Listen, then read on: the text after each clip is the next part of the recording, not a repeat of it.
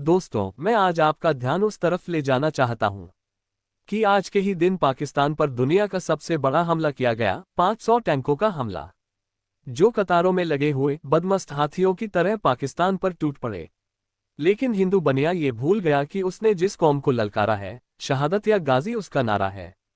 तो जनाब, बंदे के चैनल को सब्सक्राइब करके हौसला अफजाई जरूर कीजिएगा। 6 सितंबर 1965 को हिंदू बनियों ने रात के अंधेरे में पाकिस्तान को निवाला तर समझते हुए 500 टैंकों के साथ पाकिस्तान के वाहगाह बॉर्डर से पाकिस्तान पर चढ़ाई कर दी। उन सब का ख्याल था, बल्कि प्रोग्राम था कि वह नाश्ता लाहौर में करेंगे। उनका ख्याल था 1-2 दिन में पाकिस्तान पर कब्जा कर लेंगे। लेकिन ये जंग 17 दिन जारी रही। एक बिल्कुल नया आज़ाद हुआ मुल्क पाकिस्तान, जिसको वजूद में आए 18 साल हुए थे, उस मुल्क ने दुनिया के खुदाओं को हैरान कर दिया कि इतने छोटे मुल्क ने अपने से 4 गुना बड़े मुल्क को कैसे चित कर दिया।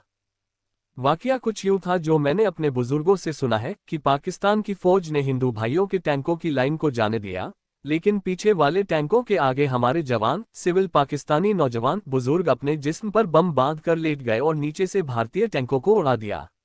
क्योंकि टैंक का हिसाब भी मगरमच्छ जैसा होता है, ऊपर से नुकसान नहीं होता लेकिन नीचे से मगरमच्छ की तरह नर्म होता है, इसलिए उसको नीचे से उड़ाना आसान होता है। और पाकिस्तानी जवान और बुजुर्ग अपने पेट पर बम बांध कर लेटते थे और टैंक का खाना खराब, साथ अंदर वाले टैंक में बैठ फौजी भी जहनुम वासिल हो जाते। इस नागहानी आफत की ताब न ला सके भारतीय फौजी और अपने टैंक छोड़कर फरार हो गए। उधर बाटापुर में मेजर अजीज भट्टी शहीद ने भारतीयों को नाको चने चबवा दिए। मेजर अजीज भट्टी ने अपने तोपखाने से भारतीय टैंकों के सही सही निशाने लगाकर भारतीय टैंकों के परखचे उड़ा दिए। 8 दिन और 8 रातें लगातार जागकर इंडिया के लाहौर वाले नाश्ते को बॉर्डर नाश्ते तक ही महदूद रखा। फिर दुश्मनों के 3 टैंक आगे बढ़े, जिनमें से 2 टैंकों को निस्त व नाबूद करने के बाद तीसरे टैंक का एक गोला लगा और यूं पाकिस्तान का ये बहादुर सपूत शहादत के अहदे पर फाइज हुआ। लेकिन दुश्मनों के घेरे में आने से पहले मेजर अजीज भट्टी शहीद ने बाकी सब फौजियों को निकलने का हुक्म दे दिया था। इस तरह बहुत से बॉर्डर हैं, जैसे 14 का मोर्चा ए जंग भी यादगार मोर्चा है। खैर, हम बात कर रहे थे पाकिस्तान के जवानों ने बम बांध कर टैंकों के आगे ले जाते थे। लेकिन हम कई साल उसी बात पर बहस करते रहे।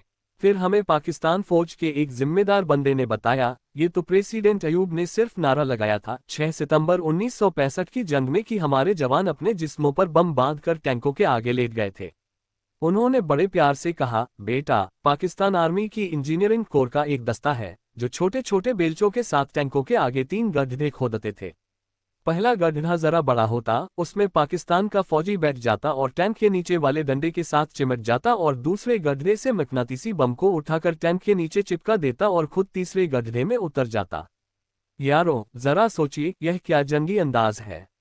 उन्होंने बताया, जिस गड्ढे के ऊपर से टैंक की चेन जिस पर टैंक दौड़ता है, वो गुजर जाती तो वह पाकिस्तानी फौजी नीचे ही शहीद हो जाता। फिर उस बंदे ने बताया कि पाकिस्तान की फौज के साथ फरिश्ते भी लड़ रहे थे। भारतीयों के साथ फरिश्ते जमीन पर दरूद शरीफ पढ़कर उतर रहे थे और मुसलमान पाकिस्तानी फौजियों को वह कमजोर पहलू बता रहे थे भारतीय फौज के, यानी यहाँ हमला करो, अब यहाँ से निकलो। हम 8-10 लड़के बड़े गौर से ये सब सुन रहे थे कि एक लड़का बोला, जनाब, ये कैसे मुमकिन है कि फरिश्ते मलाइका आए। तो उस बंदे ने ऐसी दलील दी कि हम सब लाजवाब हो गए।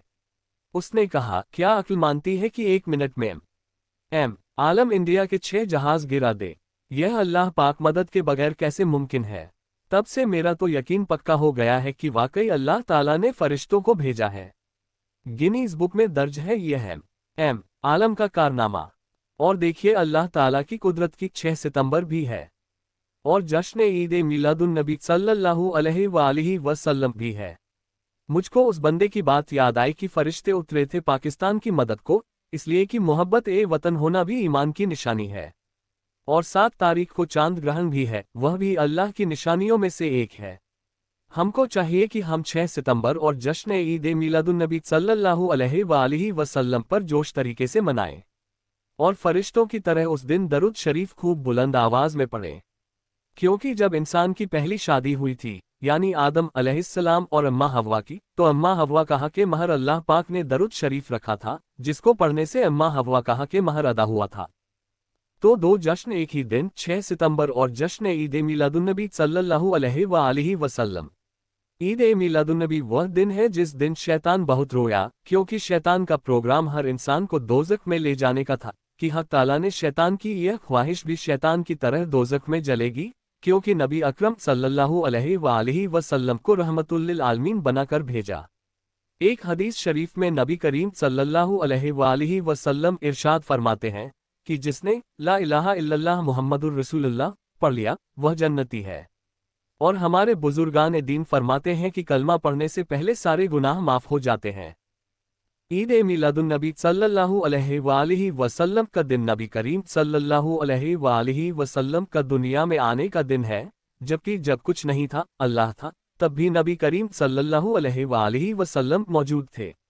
खुद सरवर ए कायनात सल्लल्लाहु अलैहि वसल्लम की हदीस शरीफ है कि मैं आज छुपा हुआ खजाना था, मुझको अल्लाह ने तलाश किया। जब फरिश्तों ने हजरत आदम अलैहिस्सलाम को सजदा किया तो हजरत आदम अलैहिस्सलाम ने अल्लाह से अर्ज किया कि या अल्लाह मुझे क्यों सजदा किया फरिश्तों ने।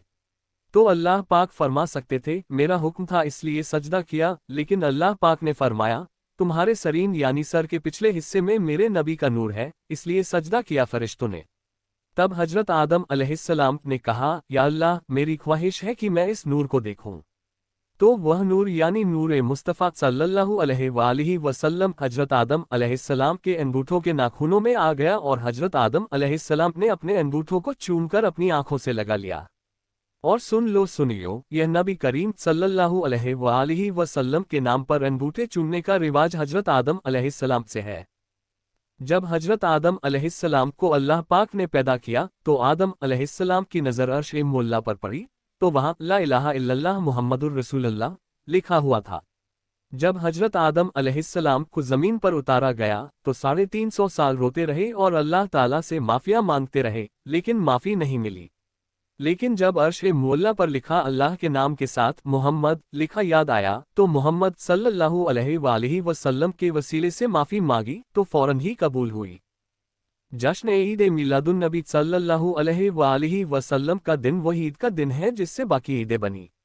यह एक ऐसा दिन है, इस दिन हर मुसलमान खुशी मनाता है सिवाय शैतान लईन के, और इस दिन हर बंदे का रोजगार चलता है। बड़ी खुशी वाला बहुत बड़ा दिन है। हम सब अपनी हैसियत के मुताबिक इस दिन को जोश व खरोश से मनाएं। अपनी कमीज के ऊपर मिलादुन्नबी का बैज लगाएं और उस बैज के नीचे पाकिस्तान का बैज लगाएं और ईद ए मिलादुन्नबी के नारे लगाएं, साथ में पाकिस्तान जिंदाबाद के नारे लगाएं। अल्लाह हाफिज।